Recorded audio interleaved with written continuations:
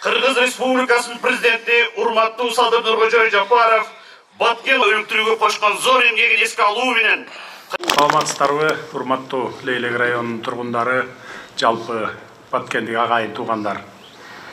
Жаңылануунун, жакшы тилектердин майрамы болгон Норуздун алдында дагы бир самалыктан жолугушуп отурабыз. Өзүңүздөр жакшы билесиздер, өткөн жылдын 25 декабрында Кыргыз Республикасынын мамлекеттик кызыкчылыктарын коргоо, жарандарды руханий адеп ахлактык тарбиялоону жакшыртуу, Кыргыз Республикасынын чыгаан мамлекеттик жана саясий ишмери Исхак Разаковдун ысымын түбөлүккө калтыруу максатында жарлыгым чыккан.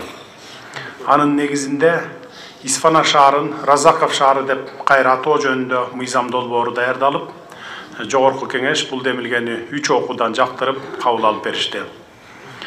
Мен бул мыйзамга сыймыктануу менен кол койдум.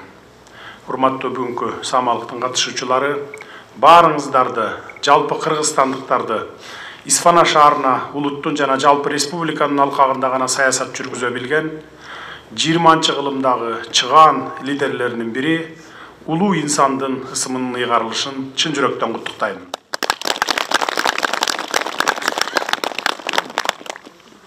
Бүгүнкү күндө ар бир кыргызстандыктын көкүрөгүндө уялап, көөдөнүнө сиңип, өзүнчө бир дем күч берип, жаркын келечекке үндөй турган ураанга айланган «Мен таза болсом, сен таза болсоң, коом да таза болот» деп таасын айтылган сөзү бар. Эртеңки күнгө үмүт байлап, ак ниет кызмат кылуунун эрежесине айланып кеткен бул накыл сөздүн автору Исхак Разаков атабыздын баскан жолу тууралуу сөз сүйлөөнүн өзү сыймык.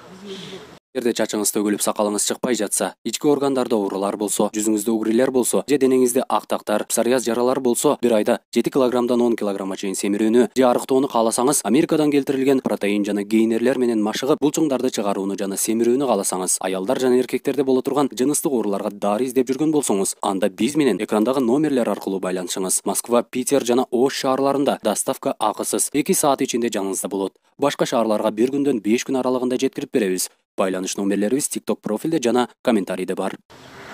Разаков республиканы болгону 16 жыл гана башкарса дагы, бул мезгил аралыгында ал мекен үчүн өлчөөсүз чоң эмгек жасаган.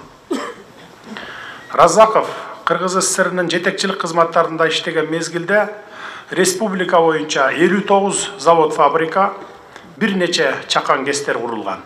Өлкөбүздүн жол, транспорт байланыш тармагы өркүндөтүлгөн.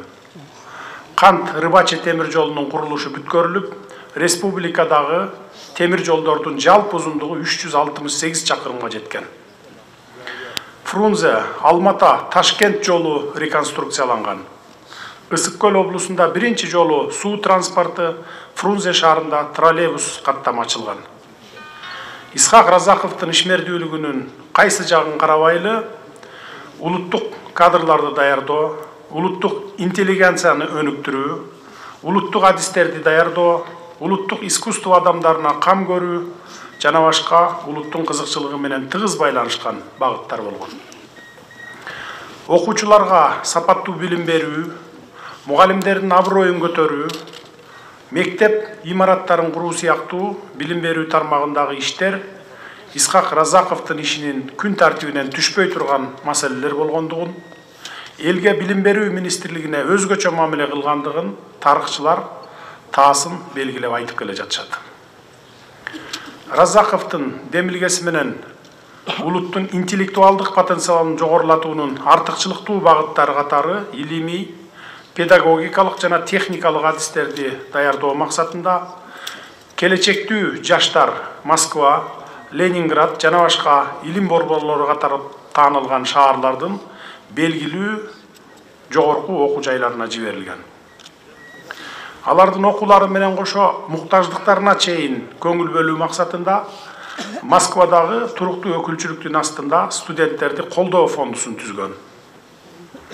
Сапаттуу билим алган кыргыз жаштары улуттун эртеңки келечеги экенин жазбай баамдап, көрө билгендиги анын көсөмдүгүнөн кабар берет. Мамлекетибиздин сыймыгы болуп калган Илимдер академиясынын, мамлекеттик университеттин, айыл чарба, политехникалык, дене тарбия жана спорт, кыз келиндер институтунун, опера жана балет театрынын, мамлекеттик китепкананын ачылышы Разаковдун ысымы менен байланыштуу. Көсөмдүгү, чынчылдыгы, мекенчилдиги, калыстыгы менен элдин эсинде калган, төгөрөгү төп келген Исхак Разаковдай улуу инсандарга эмгегине тете татыктуу сый урмат көрсөтүлүшү абзел. Өз кезегинде Разаков өлкөгө сиңирген эмгеги үчүн 4 жолу Ленин ордени, эмгек кызыл туу ордени, кызыл жылдыз ордени, 1 даражадагы атамекендик согуш ордени менен сыйланган. 2010 жылы Кыргыз Республикасынын баатыры наамы ыйгарылган.